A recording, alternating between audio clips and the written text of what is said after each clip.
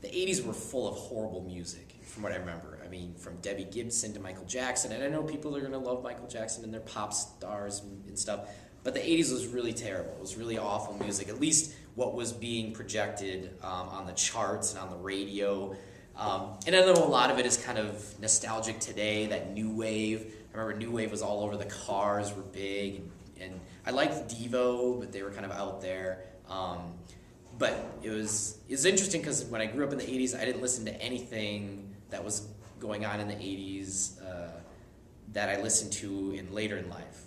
And then only later did I find out that there was some awesome music going on in the 80s. I just was unaware of it when I was a kid in early teens. Like, you had punk rock, you had hip hop being born out of New York, and all that stuff was like at the ground level, but none of it was big enough to make it to the charts until probably the mid 80s. You know, you had hair metal, and then hip hop kind of came out. They called it rap music.